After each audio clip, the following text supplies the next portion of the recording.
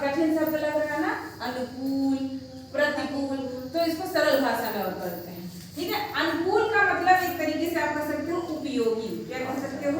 उपयोगी। उपयोगी, ठीक है। जो चीज हमारे लिए उपयोगी है उसको हम विज्ञान की भाषा में अनुकूल कहते हैं, अनुकूल कहते हैं, ठीक है।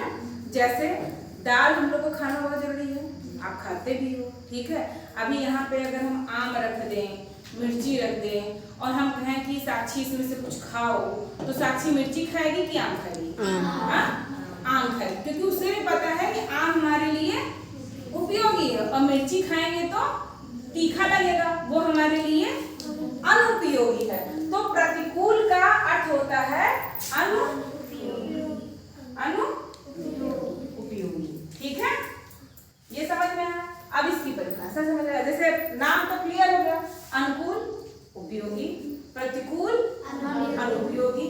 तो जो चीजें, जो परिवर्तन हमारे लिए अच्छा है, हमारे लिए अच्छा है, हमें लाभ पहुंचाती है, हमें फायदा पहुंचाती है, जिस परिवर्तन को होने से हमें बहुत लाभ होता है उसको हम उपयोगी परिवर्तन कहते हैं।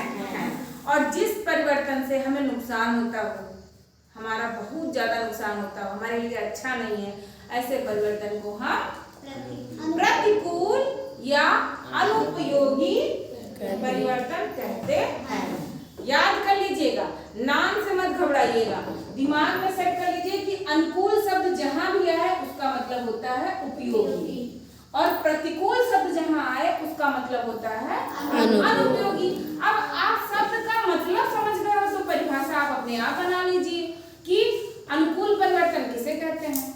वह परिवर्तन जो हमारे लिए लाभदायक हो, उपयोगी हो, ऐसे परिवर्तन को हम अनुकूल परिवर्तन कहते हैं। और प्रतिकूल परिवर्तन किसे कहते हैं? वह परिवर्तन जो हमारे लिए हानिकारक हो, लाभदायक ना हो, ऐसे परिवर्तन को हम प्रतिकूल प्रतिकूल परिवर्तन कहते हैं। जैसे अभी कौन सा सीजन चल रहा है? अभी क्या धान लग रहा है ना, सब कहते हैं हे भगवान बारिश हो गया, हे भगवान बारिश हो, जो जो पानी पा जा रहा है वो क्या कर रहा है? धान लगा रहा है ना। तो अभी जो बारिश हो रही है इससे हमें फायदा हो रहा है कि नुकसान हो रहा है? फायदा हो रहा है ना, सब लोग बना रहे हैं ना, सब लोग भाई खेती करते हैं, सबके घर खेती होती है कि नहीं? धान लगा है, धान भी जानते हो, बेरन लगाई जाती है, उसके बाद धान लगाया जाता है। तो अबे अगर बरसात होती है, बरसा लगा था तो भगवान खुश हो, मतलब सब खुश हो जाए, हे भगवान और वर्षा कहा था ना। तो अभी क्या कर रहे हो? जो बारिश हो रही है उससे हमें लाभ हो रहा है, इसलिए हम कह रहे हैं भगवान और वर्षा, ठीक है। तो ये हमारे लिए क्या है? उपयोगी है, लाभदायक है। तो ये अभी हमारे लिए क्या है? अनुकूल परिवर्तन है। देखो एक ही चीज हमारे लिए अनुकूल भी और प्रतिकूल भी है। कैसे? बारिश, जैसे हम फसल अभी लगा रहे हैं तो बारिश हो रही है, तो ये हमारे लिए उपयोगी है, इससे हमें लाभ हो रहा है। चलिए हमारी फसल, हमारा धान लग के बड़ा हो गया, सब कुछ हो गया, ठीक है। अब किसकी बारी आई? कटाई की, काटने की। जो हमने फसल लगाई है उसका राशन घर ले आने का नंबर आया, और भगवान जी फिर से क्या होने लगे? बरसने लगे, झम झम झम झम झम झम झम झम, पता चला उससे भी ज्यादा बारिश करने लगी। तो ये जो बारिश हो रही है इससे किसानों को फायदा होगा कि नुकसान होगा? नुकसान है। तो बारिश ही उस टाइम इससे हमें क्या था? लाभ था, मगर फसल जब पक गई है तो अब क्या है? तो ये जो बारिश है ये हमारे लिए क्या है? हानिकारक। तो इसको क्या कहेंगे? प्रतिकूल परिवर्तन, ठीक है।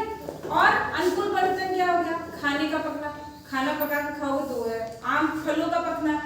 और भी देखो, इसके और उदाहरण बताइए। चलो ये तो एक था कि जो कभी हमारे लिए अनुकूल था, कभी प्रतिकूल था।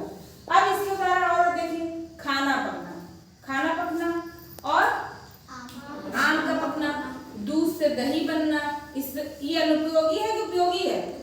उपयोगी है भाई। दही खाने का मन कर रहा है, दूध से दही बनना। पनीर खाते हो तो दूध से पनीर का बनना उपयोगी है कि अनुपयोगी है? उपयोगी है ना। तो ये तमाम उदाहरण इसमें आएंगे आपकी। अब अनुपयोगी हो जाए, रोटी शाम को बनाते हैं ना, बरसात के टाइम हम रोटी बनाए और हमारी रोटी क्या हो गई? बच गई, ज्यादा हो गई। सबसे ज्यादा रोटी खराब कब होती है? बरसात के दिनों में ना, गर्मियों के दिनों में। शाम की रोटी अगर सुबह रख दो तो उसमें से क्या आती है? बदबू आने लगती है। अगर उसको भूल से हम फेंकना भूल गए, एक दिन घर में पड़ी रह गई, तो उसमें काले काले धब्बे लग जाते हैं ना। जगह घर में कहा था फफूंदी लग गए। क्या कहा था? क्या कहते? भुगड़ी लग गए, भुगड़ी हो गया, फफूंदी कहते हो कि नहीं कहते हो? आप क्या कहते हो अपने घर में? बताओ क्या बोलते हो? रोटी में अगर लग जाता है फफूंद, क्या बोलते हो? भुगड़ी लग गई, फफूंद लग गई। ठीक है, वो विज्ञान की भाषा में फफूंद है, और जो घर की भाषा है उसमें क्या है? भुगड़ी लग गई। कहते ना मम्मी कहते ना भुगड़ी लग गई। तो प्रतिकूल में क्या हो गया? रोटी में फफूंद, रोटी में, लोहे में दूध का फटना। दूध अगर फट गया तो उसको हमारा नुकसान है ना। अब कहोगे दूध का फटना मैडम की तीव्र परिवर्तन में भी था और प्रतिकूल बिल्कुल है दोनों में, क्योंकि तीव्र परिवर्तन में था कि तेजी से हो जाना, जितने भी परिवर्तन तेजी से हुआ वो सब तीव्र में है।